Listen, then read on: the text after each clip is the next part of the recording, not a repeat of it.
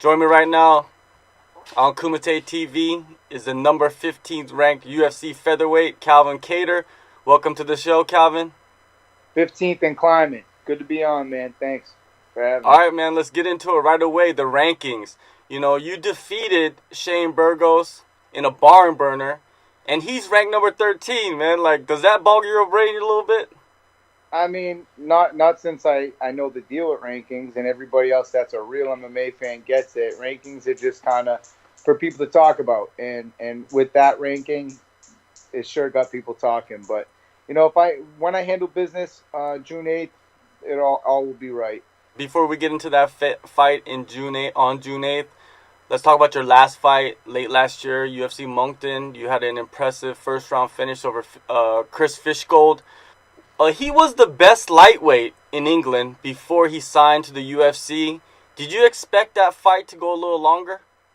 Honestly, I hope to get everybody out of there in the first round. I had a couple earlier in my career, but at the UFC level, people are pretty tough, and I just go out to look to compete how I know I can, and whether they drop first, second, or third doesn't matter to me as long as I get my hand raised at the end.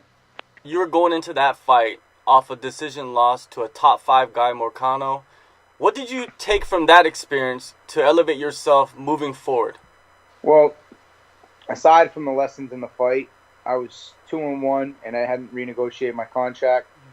So for me, that provided a lot of fuel for the upcoming camp, and my back was against the wall as far as I'm concerned, and I had to go out and really win and win impressively in order to get signed again and show them that I'm here to stay. And I feel like we did that that night. But I felt like Chris, in a sense, was just kind of happy to get there, which, of course, everyone is their first fight. But me, I was fighting for my contract, and I think you saw the difference. Is that the mentality now, going into every fight, that you're fighting for a contract? Yeah, damn right, man. I go in there every time with the mentality trying to take these guys out in dominant fashion, And with Ricardo Lamas, nicknamed the Bully, that should make for an exciting fight, man. We're sure to clash on June 8th, and especially since that's his hometown, Chicago. I'm excited to go out and get booed, man. I haven't been booed my whole career. I've been getting cheered on, fighting locally, and I've been blessed for that, but I'm excited to go out, catch me some booze, and put on a hell of a show, and by the end of the night, gain me some fans. That Ricardo Lamas fight, is that part of the new deal? Did you sign a new deal with the Yes, UFC?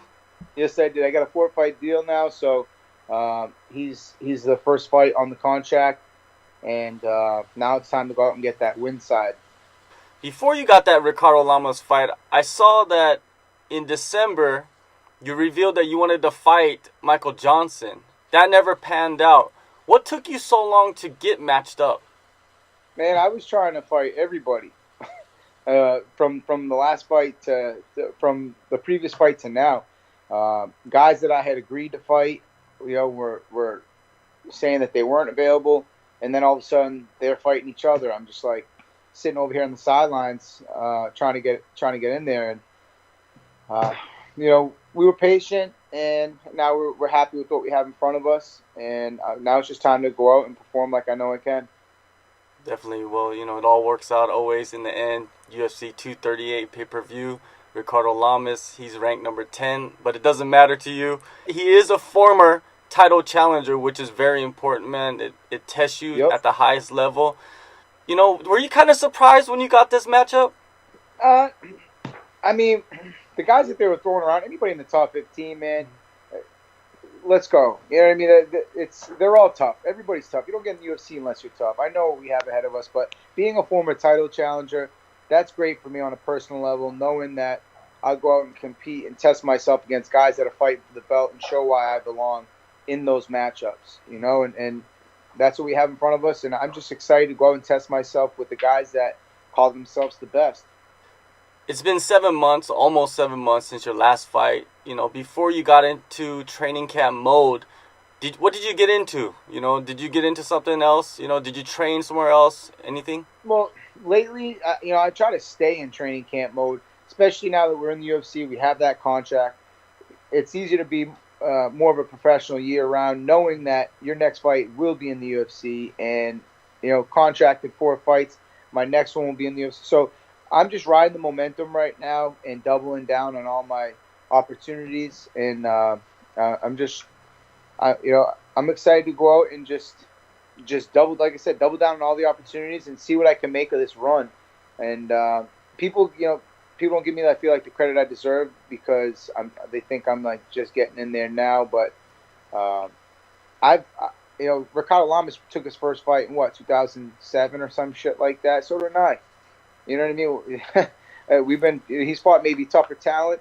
He's been in the UFC longer. Don't get me wrong, but I've been here too. I'm just getting my shot now. I'm a little late to the party, but I'm ready to go. Yeah, it seems like you guys are part of different waves. He's part of like he's been a staple for years in the UFC. Yep. You're part of the new wave that's coming through. Do you see a generational shift, right now going on in the weight division? 100%. You got Jose Aldo saying he's going to retire this year.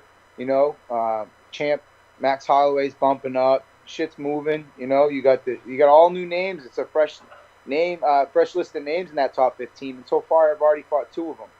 So it's great. I feel like I belong where I'm at, and climbing. Like I said, these guys that are ahead of me, I can make it a fight for any one of them. And it's just I got to go out and create those opportunities, and just come ready to fight every time. But I know that there's no one in that division that I can't cause problems for. Has it been the same usual cast and crew for this training camp? Yeah, for the most part, it's pretty nice right now out here in New England. It's an open door system. We're kind of all just getting it in. It's great to be a part of New England MMA right now. It's growing, and it seems like all my teammates now are just like 2 weeks after my fight is Rob Font's fight. He's fighting in South Carolina. So right after my fight, that'll control some of the after party type mindset and get right back in the gym for him because he's been there for me, and it just keeps you in the gym, and it's great to see. It's motivating to see your teammates, constantly competing. It seems like every month there's someone new fighting. Shout out to Nate Andrews fighting tomorrow for the PFL tournament. He's a beast. He's another guy that I've been training with a ton for the fight, and it's just great to see. Like I said, my senior year class kind of getting all their opportunities and shots, and just it's a great time to be a part of it. Has there been anything new you added, to your training regimen? Cryo, new strength and conditioning, gymnastics, or is it like, are you an old school guy? I mean, I always try to find ways to tweak things and for the better. But it's mostly more of the meat and potatoes, man. What got me here, and just tweaking things and making slight adjustments to come prepared every time for whoever they put in front of me. And for this one, like we always try to just double down on our strengths. But knowing who we're fighting, we kind of play around with the game plan on how we specifically want to fight this guy. But for the most part, man, I'm not going to change who I am for Ricardo Lamas. He's going to have to change and adjust to me. Who is the brainchild, behind all the guys up there? Getting the game plan ready, getting you guys mentally fit to get into the cage and perform? So right now it's our manager, Tyson Chartier, Top Game Management. He's great. He's always writing out big scouting report game plans for these guys. And we stay within those guidelines and have fun with it, each time in camp. And my number one training partner, Rob Font, I think sometimes his fighting career is getting in the way of his coaching career. Because, that kid's a wealth of knowledge, and it's just fun training along next to him. It's motivating, and especially to put it on the line with somebody that's doing the same thing. It's a great time to be an MMA athlete where I'm at, and with a strong team going into each fight. I feel very confident in my team, and working with them, Tyson Chartier, perfecting athletes, Mike Perry at Skill of Strength for strength conditioning. I really feel like we got the complete package. No one gets there alone, and we have a big team of guys, big crew of guys, along with the gyms out here. Joe Lazon, his gym, Lazon's MMA, opening their doors to great Saturday sparring for all the guys to come down and just get in solid work. No bullshit, no egos, and from all over. So it's great. All we're doing is getting in work and going out and competing how we all know we can. Now I want to turn the tables to the division, pick your brain a little bit. Inato Marcano is facing the Korean Zombie at UFC Yep. Greenville. They're headlining the card. Could you break down that fight and reveal maybe who the favorite would be? I think it'd definitely be Moicano, just because he goes in there with you know he tries to go in more with a game plan and try sticking with it. As you saw with me, you know, I mean, I don't know, man. As far as I'm concerned, that was just leg kicking and moving, and backing up. Whatever, he did what he had to do to win an MMA fight. Props to him. Yeah, you got the W, but I didn't get fucked up or nothing. No, it's like, yeah, you kicked my leg, bro. Good for you. You want to fucking, I don't know, whatever it was. But in respect to that, props, you did an intelligent fight. I think he goes in with more of a game plan. I think he could stick to it, and I think he did a good job adjusting in the fight. So I see him getting the nod. But it's great to see guys that I'm competing against headlining cards. It's good, so it's motivating for me, and also him going up against top talent, doing well. It helps my ranking. So we keep climbing to the top. There's going to be nowhere for anybody to go but to compete against. So I look forward to running into all these matchups in the top 15, whether it's now or later, and just showing why I belong at the top. Yeah, after this matchup, man, I think that's the next step for you, is to headline a card just Hell like yeah. them on ESPN. No, I think it's a great opportunity. I'd love to have that, and it's great to see guys that I'm competing against headline. I'm not hating on nobody, man. It's great to see it. Shout out to him for fighting Jose Aldo, tough champ. That's a great fight. Another title holder, contender, champion. These are fights that we want to see and we want to be a part of. And knowing that there's the connections here that are, it's just you envision yourself in those situations as well. And not before long, I think I'll have them in front of me. If you keep winning, they can't deny you, and that's my goal every time. Just go get my hand raised. If the knockout happens, it happens. And you already know my fighting style. I like to go out and put on a show. So I feel like there's no way they can deny me once I go out and fight like I know I can, put on an exciting show. They're going to want me headlining soon.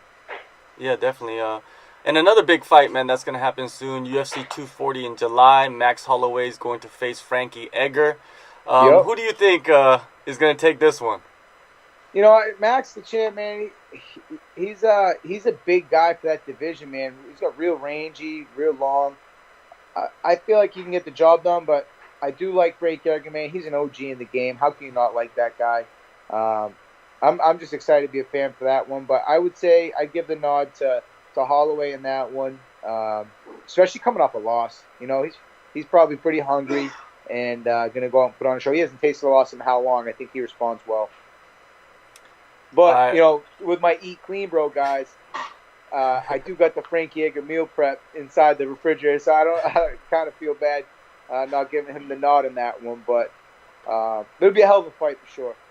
One last thing before I let you go, man. Music and sports, they go hand in hand. What is on your playlist? Could you give me a sneak peek of what's going on? Man, I'm all over the place, bro. It depends. Like, I was jogging in the sun the other day. I got a classics playlist.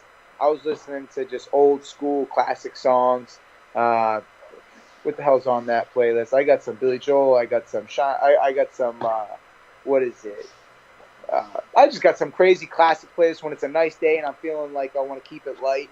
But when I'm in the gym, I listen to that hard shit, rap, this, that, and but a lot of times when I'm driving to the gym, I listen to it because I drive a ton, man. You got to go find the best work that's out there. And I listen to audiobooks a lot of times to make the most of the drives. And then this way, when I get in the gym and I listen to that music, it packs a punch and gets me all motivated. And but I'm a big fan of music with the training, and I'm all over the place, man. I'm a fan of everything. What audiobook are you listening to? Maybe I might have to check that out. Yeah. Well, I got a bunch, man, and one of the best ones I've listened to so far is Relentless. Rob Font put me onto that one, and it's a huge mindset one. It's Michael Jordan's strength and conditioning coach for like 19 years. What the hell's his name? Tim S. Rover. Great read, man. Real motivating. I actually listened to it before my debut because it was on 2 weeks' notice. You can't really make much physical preparation changes in 2 weeks. But mentally, I got dialed in listening to that book, and I feel like it really helped me that night. And but right now, I'm listening to Shoe Dog. My roommate put me onto it, with Phil Knight. He's the guy who started Nike. So I'm just listening to how he kind of got his business going, because I run a promotion out here in New Hampshire called Combat Zone. We have an event coming up August 23rd in Manchester, New Hampshire. And so, I got my hand in the business, and I like to see how people run their businesses and just hear their successes, their struggles, their hardships. And, those guys are fighters too, man. There's no business. There's no, like, in business, man, it's kill or be killed too, man. So listening to these guys' stories, it's kind of motivating. And just a good listen on the way. This way you don't, kill all the motivation listening to music on the drive, and then you get to the gym and you listen to more music, and it doesn't really hit you the same, You can only listen to so much of that shit. I like to save it so it packs a punch. I listen when I get right before I get to the gym, I'll shut up the audiobook. I'll bump some crazy shit, finish my coffee, go in there, and kick some ass. Well, it seems like you got all the gears pumping. The Pistons are pumping, man. June 8th, Chicago, Check me out. UFC 238. Check me out right here. Ready? Yeah. I got the recovery going while I'm talking to you, bro. Oh, all right, man. Multitasking. You see it? Yo. All right, man. Well, June 8th, man, I'm excited for this matchup. This matchup is pivotal for the division. It's exciting for the division. Who do you got? Oh, man, come on, man. Why you got to put me in that position, man? I'm going to take it. Tell me, say Lamas, I'm booking my flight right now down there. No, but I think that you go in with a lot of advantages. I'm gonna be honest with you, man. And Lamas is a tough guy, and sometimes these tough guys, you don't know what they're gonna bring. So I'm pretty sure you're ready. You sound ready, and it's gonna be a fun fight. That was a political answer. That was a good no answer. I'll be talking to you after the fight, and we'll see what's up, man. But I appreciate your time. I appreciate the shout outs and stuff, and give me the opportunity to talk. So I look forward to catching up with you, man, after the fight. All right, man. Thank you so much. Take care. What's up? My name's Calvin Kattar. You can follow me at Calvin Kattar on Instagram, Twitter, Facebook, and whatever else social media that's on there these days. I got most of the handles. Shout out to some sponsors: Box Raw, Kodiak Cakes, Eat Clean Bro, and anybody else interested in sponsoring, DM me.